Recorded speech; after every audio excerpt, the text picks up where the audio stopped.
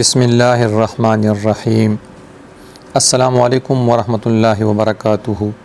حضرت عبداللہ بن مغفل مزنی رضی اللہ تعالی عنہ سے روایت ہے کہ نبی کریم صلی اللہ علیہ وآلہ وسلم نے فرمایا، بکریوں کے باڑے میں نماز پڑھ لیا کرو اور اونٹوں کے باڑے میں نماز نہ پڑھو، کیونکہ وہ شیطانوں سے پیدا ہوئے ہیں۔ سنن ابن ماجہ 769۔ حضرت ابو ہریرہ رضی اللہ تعالی عنہ سے روایت ہے، رسول اللہ صلی اللہ علیہ وآلہ وسلم نے فرمایا، جب نماز کی اقامت ہو جائے تو نماز کے لیے دوڑ کر نہ آؤ، بلکہ معمول کے مطابق مناسب رفتار سے اطمینان سے چلتے ہوئے آؤ۔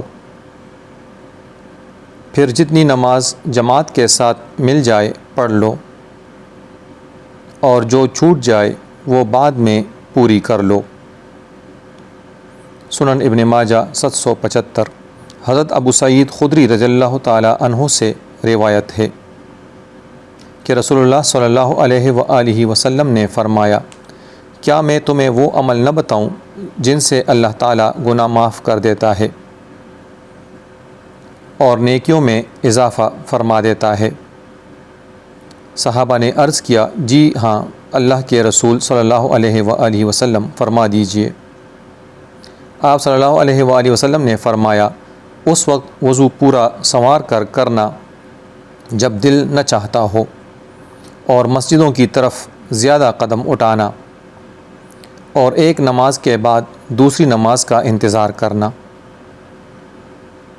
سنن ابن ماجہ 776۔ حضرت عبداللہ بن مسعود رضی اللہ تعالی عنہ سے روایت ہے، انہوں نے فرمایا، جس کو یہ بات پسند ہے کہ وہ اللہ تعالیٰ کو کل اسلام کی حالت میں ملے، اسے چاہیے کہ وہ پابندی سے پانچوں نمازیں وہاں ادا کیا کرے جہاں ان کی اذان ہوتی ہے، مساجد میں جماعت کے ساتھ، اس لیے کہ وہ ہدایت والے کاموں میں سے ہیں، اور اللہ تعالیٰ نے تمہارے نبی صلی اللہ علیہ وآلہ وسلم کے لیے ہدایت کے کام مقرر کیے ہیں۔ میری زندگی کی قسم، اگر تم سب گھروں میں نماز پڑھنے لگو تو اپنے نبی صلی اللہ علیہ وآلہ وسلم کی سنت چھوڑ بیٹھو گے، اور اگر تم نے اپنے نبی صلی اللہ علیہ وآلہ وسلم کی سنت چھوڑ دی تو یقیناً گمراہ ہو جاؤ گے۔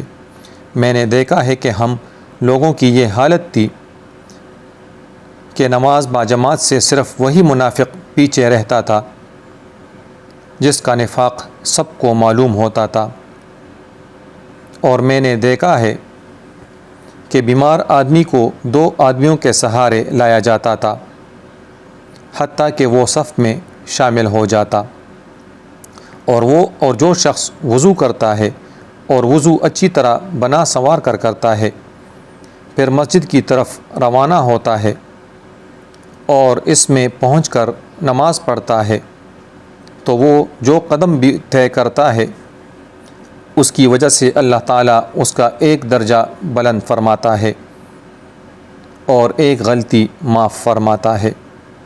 سنن ابن ماجہ 777۔